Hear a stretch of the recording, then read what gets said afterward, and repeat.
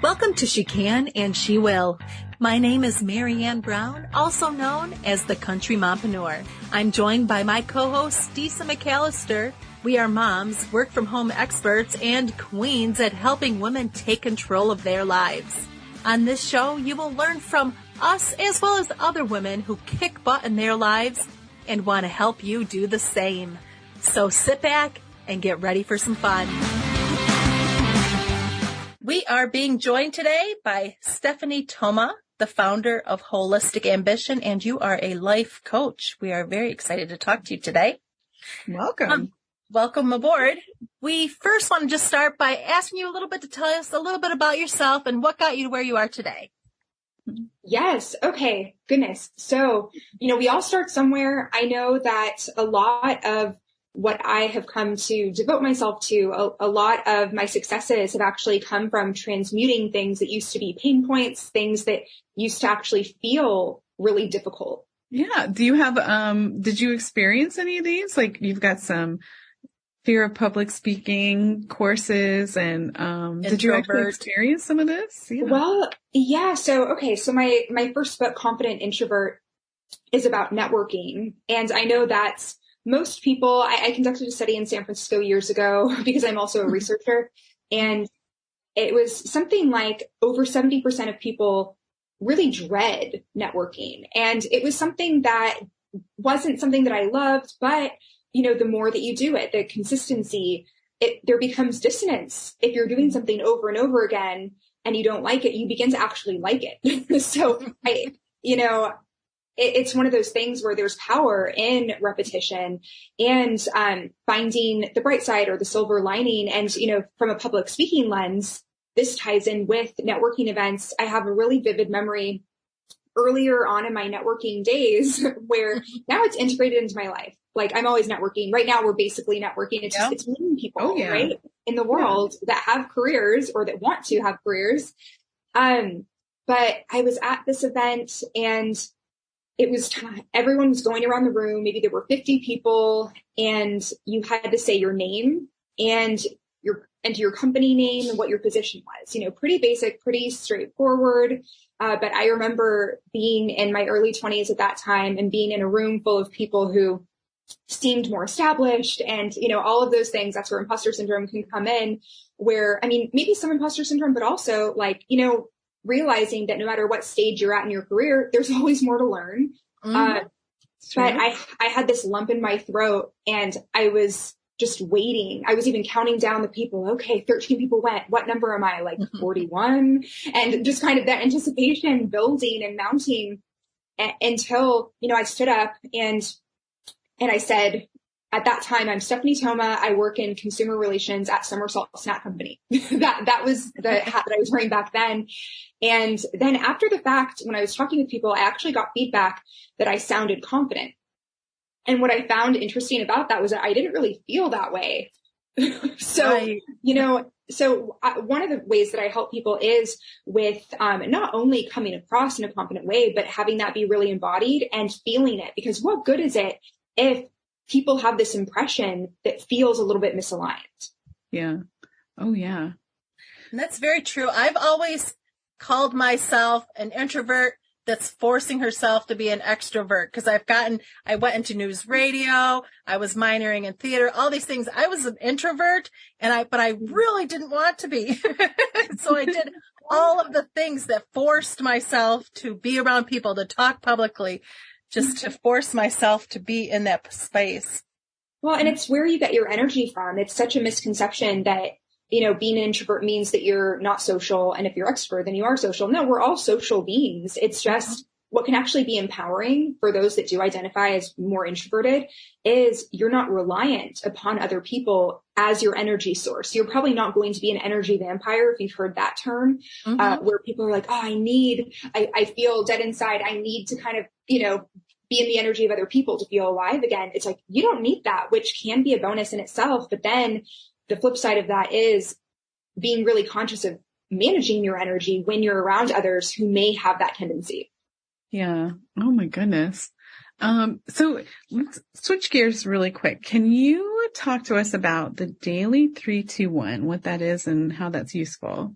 Yes. Okay. So the daily 3-2-1, that is a concept that is rooted in if you had 1 hour in your day to devote to a practice that can really help you feel centered in yourself, can really help alleviate anxiety over time and be a really solid either waking routine, or I like to use this before going to bed. It's broken down into 3 parts. So you have the daily 3-2-1. The 3 is 30 minutes of reading.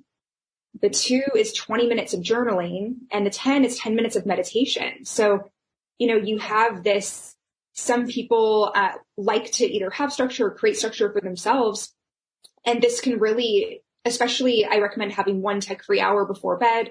This can be really useful for treating in bouts of insomnia. If you find that you're a little bit restless, go ahead and turn technology off. And I love having a paperback book whenever possible. And, the average person reads 19 minutes a day. So you're ahead of the curve if you're reading 30 minutes a day. And then, so that's your input. That's where, you're reading anything that could be, coursework if you're currently enrolled in some sort of course, or it could just be for fun. I mean, my version of fun is self-help because it's my life. I live, eat, breathe, all of it. And then, so that's the reading portion for 30 minutes. And then the journaling for 20 minutes is your output, where you get to empty the contents of your mind, all of those thoughts that are ruminating and swirling around your head that maybe feel like they have nowhere to go. This is really an opportunity to be able to come into, let's say, the day or close your day, allowing yourself to feel heard by yourself. And to create a cohesive narrative. Oftentimes the reason why there is rumination is because there is a questioning of, how did that situation play out? Or what does that person think? What do I think? But to be able to put pen to paper and write out a cohesive story even of your day or of an instance that has been on your mind can help put it to rest. And then the 10 minutes of meditation is really integration, where, I would say my favorite way to meditate is eyes closed, lighting a candle, no music or anything. But for those that feel restless, you can go on a walk and mindfully with your eyes open, watching every step and focusing on deep breathing. So how do you get through your day? Between work, your family, and all the in-betweens, who has the time to connect with others who face your similar struggles? Join us at our monthly Women Helping Women virtual networking sessions to make connections with other women who face your same struggles. Make new contacts, whether you are looking for business connections, accountability partners, or to build relationships. If you've never joined a virtual networking session, it's very laid back and we try to make it fun for all who attend. We ask you share your name, what you do for a living, and what you're looking to get out of the session. We encourage people with like interests to share their contact info to connect once the session is over. This is a great opportunity to build bonds with new people who you never would have met in your day-to-day life. So whether you're looking to make professional connections or looking to find some new friends, sign up for our next session. Find more information at thecountrymompreneur.com. All right, that's awesome. So now the next level, what is the tech-free code of 111? Yes. Okay. So this is another concept from Confident Introvert, my book. So the tech-free code of 111 is composed of 1 tech-free hour a day. You could use the daily 3-2-1 in that hour, 1 tech-free day per week, and 1 tech-free week per year. So, to go on to the 1 day per week, you could decide to go out into nature. Even if you live in somewhat of an urban jungle in San Francisco, there's Golden Gate Park, and there are a multitude of parks pretty much every 5 to 10 blocks. You're going to see some sort of greenery. Even in Manhattan, there's Central Park. So, maybe it's a body of water. Maybe it's a man-made park, but hey, that'll do. Whatever you can get out into. And, if you can't do the full day, at least 4 dedicated hours to unplugging from tech and being in some element of nature for mental health purposes. In Japan, there's this concept of forest bathing, and it's as common as taking a shower every day for people in Japan. where it's like, oh yeah, you're doing your daily forest bath of luxuriating in the leaves and the winds. And then, 1 week per year, I know a lot of people are a little bit challenged by that, or at least the sound of it, right? Because that's intense. Yeah. And so, an example that I have done, which was actually 10 days of Vipassana meditation retreat. That's typically 10 days of silence where you're not moving, you're not exercising, you're not reading or writing. You're really just with yourself and other people, wow. Depending on the type of Vipassana you do. But you can even do a DIY retreat. So, again, really intentionally being off social media, and maybe what this looks like for you is engaging in, maybe you want to draft some sort of a book, maybe poems, maybe you want to paint something. It's an opportunity to, whether you're taking an entire dedicated week off, maybe, if you do have a little bit of work, a way that you can integrate this in is, when you come home, or if you're working from home and you're already home, then very intentionally, just wipe yourself clean of technology for as long as you can on any given day. And I like to say that it's not 100% absolute. While it would be amazing if you're in a container like a Vipassana retreat where you can't even have a digital alarm clock, like they're very strict about that stuff. But, in real life, maybe you need to use your Maps app to get to nature. So, there is some element of flexibility there in the tech-free code of 111. Interesting. I like the 1 day a week. That would be great with our whole household if my son stayed off of the gaming system and I also stayed off of my phone and out of work, and then we just have a day where everybody connects. That would be a really good idea. That's going to be so hard for you, Marianne. You are always. I know it's very hard with everything on your phone nowadays to be not checking your emails and everything all of the time. Yeah. See, that's where it comes back to this intentionality, and it's so powerful, especially. How old is your son? He is 13. Okay. So yeah, that's an age where they like to get into video games sometimes and like retreat into app land these days. So, it can take some intentionality and maybe even some incentives, for yourself and your family, like what's on the other side. And ideally it's not an incentive like, oh, then you get even more tech, but maybe it's, I don't know. There could be something there to play with. And what I am lucky with is he is more of an outdoors kid, although we do we're way up in the snow country. So he'll go ride a snowmobile. Yes. Where are you? I'm in upstate New York. So we're like winterland, like I'm right outside of Canada. So we're very snowy here right now, but he's an outdoors kid more than a game kid.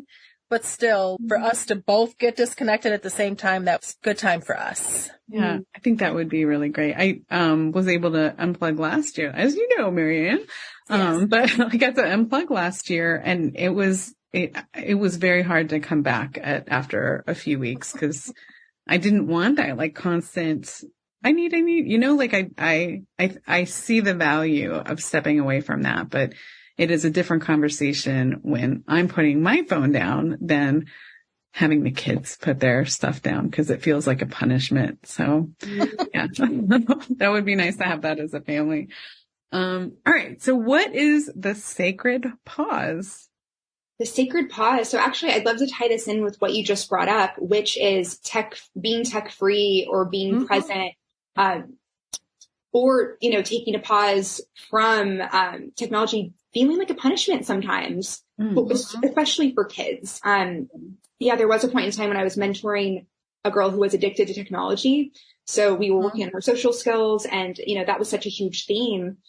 So, the sacred pause again comes back to this idea of destigmatizing downtime and not labeling it as, oh, this is so boring because I'm not entertained, by a device or by, a movie or by something, but, really dropping into it and identifying it as something that you decide is sacred for yourself when you get it. And, I'm sure, different people listening at different life stages, particularly moms, those pauses are sacred from what I hear from my friends who are moms.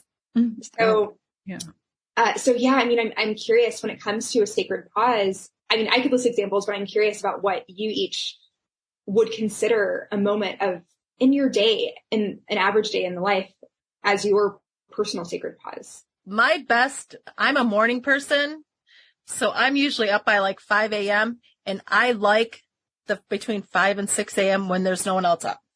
And I have that quiet where I can quietly have my coffee and I'm not even on, like sometimes I'll get right up and check and see because I'm sure I've gotten emails, but then I just like to just sit and stare out my back window because they have a bunch of just land out back and just relax and just have my brain be sort of empty for a few minutes. So that's probably my best time. Yeah. Yeah. So this, it's like the space before everyone else wakes up, this sort of liminal space where it's like the day started for me, but no one else. And you kind of get to tiptoe around, like, it's your time. And, Disa, I heard you say that driving, it's one of those things you can sing, you can listen to music, or you can just be with yourself. And on autopilot on the road, just kind of like in the zone. So beautiful. Yeah. Can you tell us a little bit more about, because you had mentioned a few times that some of this stuff is in your book. Can you tell us a little bit more about your book? Yeah. So let's see. Confident Introvert, a practical guide to connecting with others at networking events and beyond. So it's based on my experience hosting 1,000 events, 2015 to 2020 in San Francisco, California. So, wow. It's one of those things where I just kind of got on a roll, and this kind of loops back to the very beginning when I alluded to the fact that a lot of what I've come to devote myself to and find relative success in has been things that I struggled with at one point. So for me, connecting with people and feeling like a part of a community that was beyond myself, it wasn't something that I grew up experiencing. Right. So I really had the opportunity in a big way when I moved to San Francisco, this big city, to create community for myself and other people. And I found that in creating community for other people, it was something that, fed into itself. But certainly there were times where certain people that I connected, they became better friends with each other than me. And I encouraged that. Because one person can only be so present with so many people. Right. So, I came to really love and appreciate people who became long-term friends, people who became husband and wife, for example. I mean, they were very real, tangible results from hosting all of those events that were either for fun or networking. The book really, I sat down in the winter of 2019, not understanding what was about to happen around the corner. But I just kind of, at that time, 2019, I was touring networking for introverts internationally. It was something that really took off at that time, and I think is now making a resurgence. It's once again relevant because it was an opportunity for me to elaborate upon that 1-hour workshop and also take into account the frequently asked questions that my clients and people that attended my webinars and in-person workshops were asking about connecting in person. But, I have a sort of pyramid, so to speak, and this isn't mentioned in Confident Introvert, but this will be in a forthcoming book. And I talk about it online already. But, the baseline is feeling a sense of calm. And, there's a lot of talk these days in personal growth about the central nervous system. I am trained in subconscious modalities to really help people access a deeper level of calm so that your baseline is feeling safe.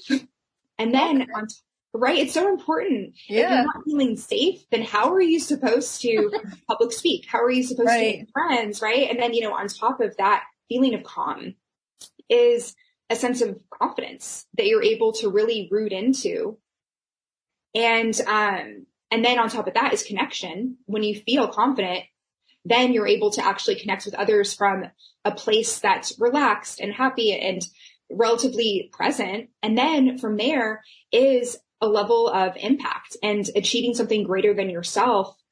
Because we've all heard this quote, but it's worth repeating that if you want to go fast, go alone. If you want to go far, go together. So, I am an advocate for, doing what you can to help further your own causes, but there's such power in finding like-minded, like-hearted people to really go the distance with. I was pausing to see if Disa, because I think this is going to be a lot of great things for you to even read about, because Disa's doing the next 2 months, a bunch of networking events, and she's getting more and more comfortable with doing them. And I think this is going to be really helpful. Yeah. Oh, great. I'm great at the intro, right? Like was just my level. That's all surface stuff. Perfect. But I do find it difficult to, either go deeper or, have the business talk, right? How can we work together? So that is my big challenge this year. Yeah. I mean, and I don't know if you want a reflection on that, because that's something that I'm asked a lot about, where it's like, okay, great. Like we said hi. And then it's like, okay, bye. Like, nice to meet you. We'll talk again. You're like, well, that was nice. I guess I'm networking, and that's how it can feel in the beginning. But then I know people who, network without maintaining a connection. It's really like, maybe you planted seeds, but it's important to maybe not water all the seeds, but intentionally, be aware of where your seeds are planted and water the ones that you're able to water at that time. So for example, I do view networking as being this synergistic experience where certainly there could be a fast turnaround, where sometimes, when you network enough, you'll meet someone and you'll just mention a goal that you have, right? You'll say, it would be amazing if I could give my workshop in Tokyo because I'm traveling there next month. And then they're like, oh, I know someone who has a meetup, blah, blah, blah. Like that can happen. So I wouldn't discount the power of speaking into existence. We ask this of everyone who comes on, but what is your favorite way to stay organized? Okay.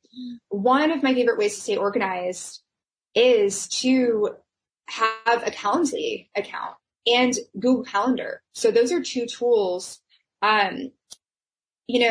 It's been so many years now that I've had this calendar tool that now I wouldn't even, unless you really have to, like someone for some reason cannot use Calendly. It's so nice to be like, oh yeah, we want to connect. Great. Here are all the open times on my calendar. Here you go. And then, Google Calendar is something that I use.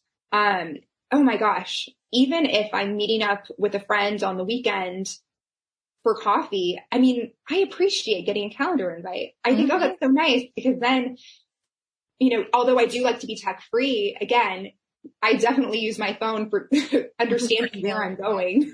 I don't have that part down. Yeah. Yeah. It's so that it plays a huge role.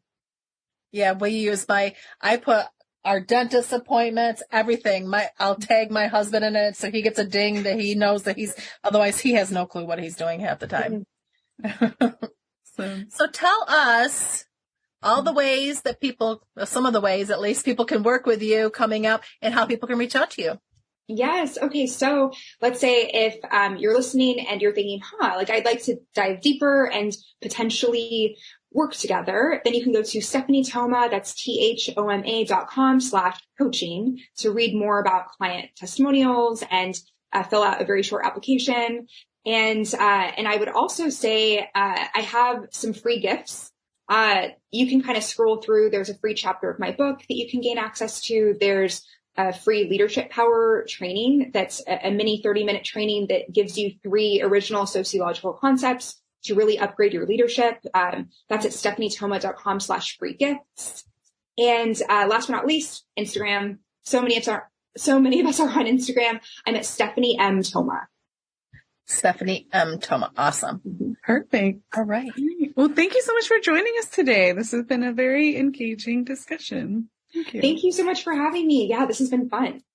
Thank you for listening. For more information, join us at thepmagency.com.